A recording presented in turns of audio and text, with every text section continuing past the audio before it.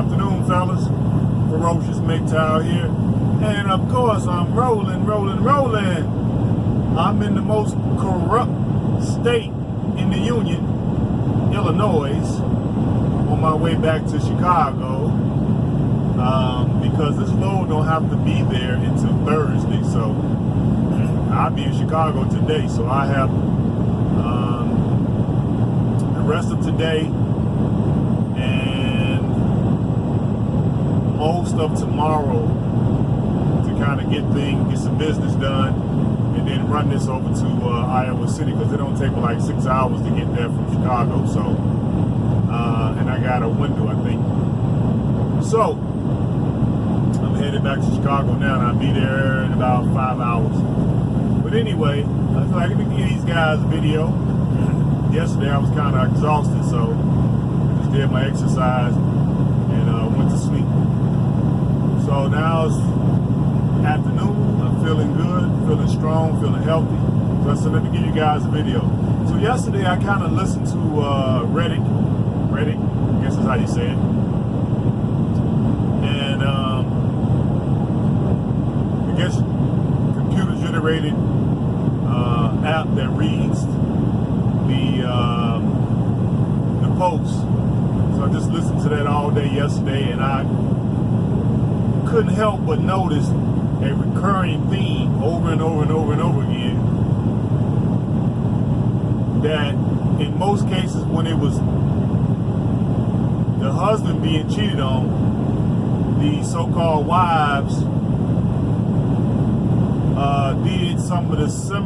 did similar tactics, and they used similar strategies to basically destroy their marriages. And so that leads me to believe that when they get with these supposedly girlfriends, they're coaching them on how to get out of the marriage. Okay? And I would say for you guys that are married and that stumble on this, do not agree to anything. If they come to you with, we married so young and I never really got any experience. You know, you so much more experienced than me, and I feel like I'm missing out on all these sexual experience. Basically what she's saying is, I never got a chance to ride the carousel, and you should give me permission to go out and do it. And of course I'm gonna give you a pass so you can go out and do it too. If this is ever posed to you fellas, these for the guys who this applies to, same for monks, because we all know this. Say no. Say no and start looking for an exit strategy. Okay? Because she's gonna do it anyway behind your back. She's asking for permission because she think you're weak. And she think you love her so much that you will allow her to do it. And she knows that you can't go out and get women as fast as she can go out and get men. She knows that. That's why she openly gives you a pass, knowing that you're gonna have a hard time making good on that. Well, all she gotta do is go anywhere and she good. Walmart, Kmart, I guess not Kmart no more, Target, the bars, you know, anywhere. Workplace, fast food place, you can go anywhere and get a guy, right? So start saying no to any ridiculous requests from them. Another thing that I noticed, alright, they had different phone plans, or if they did have the same phone plan as the husband, that she had locks on her phone. Do not allow them to have locks on their phones. They're gonna say it's controlling. So what? So what? If you pay that bill, make sure y'all have the same, up under the same plan, where they got the friends and family plan, and make sure that you buy her phone and you buy your phone, but up under the same plan. That way you can have access to it, and you'll get the bill paperless emailed to your email address. All right. Now keep in mind they got these secret apps out there where she still can hide. So every now and then you should make some type of excuse to use her phone because yours is dead, or you left it in the car, or it's misplaced, or whatever. Okay? Because that phone is the key, right, to your salvation, whether you know it or not. The other thing I noticed,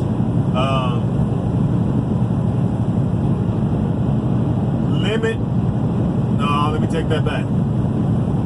She's not allowed to have male friends. Period. No work husbands. That's another thing I noticed. A lot of them was cheating with the work husband. So no work husbands. Make some excuse every now and then to go to her job, take her lunch or whatever, so you can see. You're gonna start getting a vibe if you do that. And if she don't want you coming there, do it anyway. If she gets mad about it, oh well. You're right? Oh well. Another thing I noticed,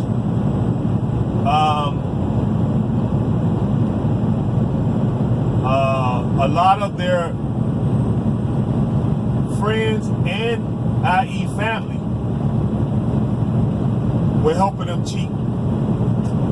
So if she say, oh, I'm going with Susan, or I'm going with my cousin so-and-so, or I'm going with my sister, or I'm going with my aunt, even if I'm going with my mother, do not just automatically assume,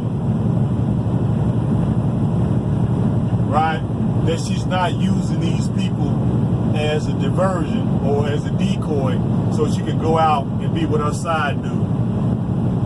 It's another thing I noticed. Get over, dude. I'm out of here. What else did I notice?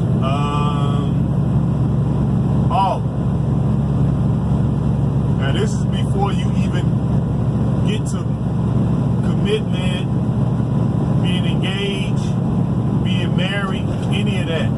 If a woman starts telling you want to get into her business, you want to ask her, right, in a certain kind of way, has she ever been molested? Has she ever been touched on as a child? Has she ever been sexually assaulted? Has she ever been the R word?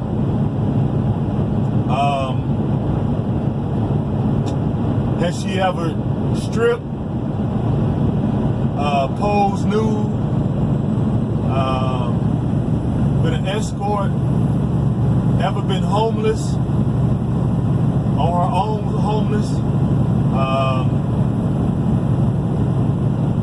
She's ever been depressed, ever on, we already know, ever on meds. If any of those things, ever been in foster care, she was ever adopted, and of course, you know, beaten by a significant, if any of those things pop up, those are all red flags, and you do yourself a service by getting out of there. You can't help them. And I would go so far to even say, if they even been known to go to counseling, I would get out of there. Because those counseling sessions is not made for men. Just want you guys to know that. I've been to counseling. I went to a couple sessions. I realized right then, off the back, and this was 25 years ago when I went, I realized after the second appointment that it was a counselor and my ex-strag against me. They had basically, it's basically a double effort to come against you and to emasculate you, where the woman will have total control. You don't have a independent advocate in the situation. It's going to always be the therapist and the ex against you. So counseling is out of the question. It's not going to help. So if you meet a chick and she says she's been to counseling, I would get out of there. All these things are red flags. If she has a terrible relationship with her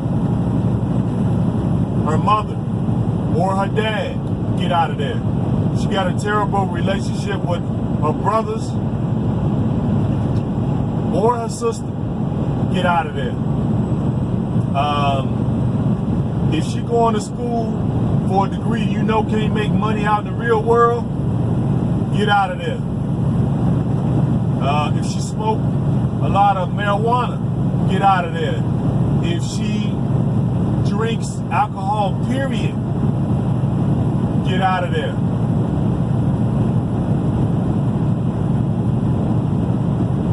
Now you can stay around with these women that have all these red flags, but it should be a short-term, right, friends with benefit type of arrangement. You should never get past the serious stage where they're asking for commitment. These are all red flags to get out of there. If she's into a lot of debt, shopaholic, if she overly made up, all red flags. If you take her somewhere and she's mean to the staff, i.e. waitresses, servers, get out of there. Right? All these things are red flags. If her girlfriend is a cheater and she continues being friends with her, get out of there. If her mother is cheating and she covers for her or make excuses for her, get out of there. Let me see what else I noticed. If she asks you for money right off the bat, get out of there. She needs help with her bills immediately upon meeting you, get out of there. If she even start bringing up the fact that she got to pay all these bills and she's having all this trouble, get out of there.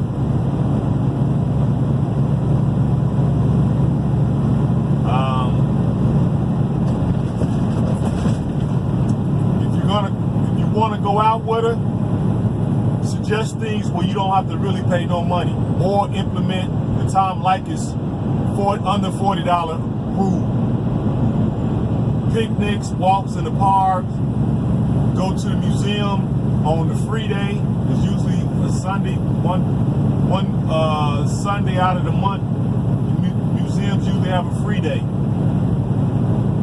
Walks in the park, coffee shops, little sandwich shops that, like a Subway, something like that, where you get away with paying less than $12.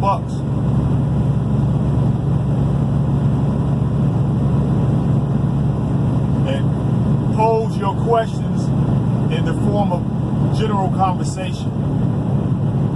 So just have general conversation and pose your question inside the general conversation, where she will have to acknowledge it and sort of give you a quasi answer for it. That way she don't feel like you're interrogating her. But you need to get her to open up so she can tell on herself, so you know what you're dealing with. This way she has less chance of turning into the chameleon, because she's going to want to interview you, find out what you into, what you like, right? And then she's going to adopt that and change right before your very eyes. So you got to not allow her to do that by getting her to talk about herself and less about you. All these are things that I noticed from listening to the Reddit post from yesterday. And a lot of these things I fail for, and I'm sure a lot of you all have failed for them, right? And so I'm putting this out there as a public service announcement for all the guys who have not come across this information yet and just happen to come across it. So you know what to look for and you know when to get out. Long distance, get out. Or at least have a short term and don't get serious if you're going to do long distance. If she was a side dude to a married man, get out of there. If she was the other woman or if she had side dudes, get out of there. If she allowed guys to run a train on her, get out of there. If she's dated bisexuals, get out of there. Of course, we know about abortions, get out of there.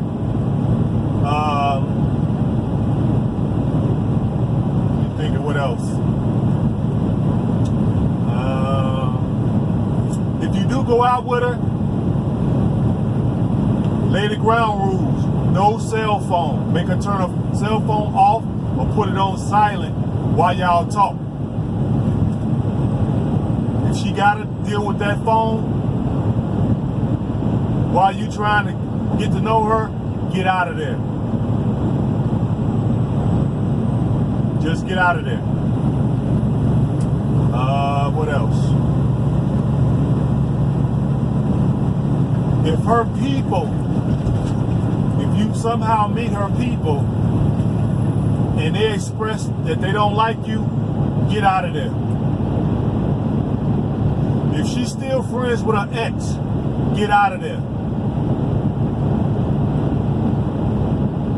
And we already know if she tried to put you in this friend zone, get out of there. You have enough friends. You don't need another one.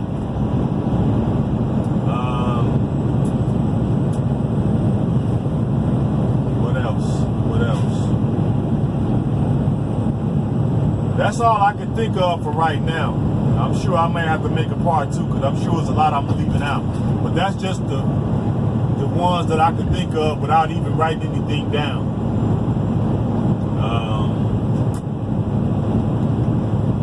If I think anything else, I'll bring it up. But it's just a public service announcement for you guys who don't know what red flags to look out for.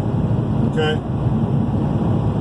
So, I just wanted to bring you guys that. I didn't want to keep it too long. I don't know if I even got enough memory to upload this, but if not, I'm probably going to get rid of some things.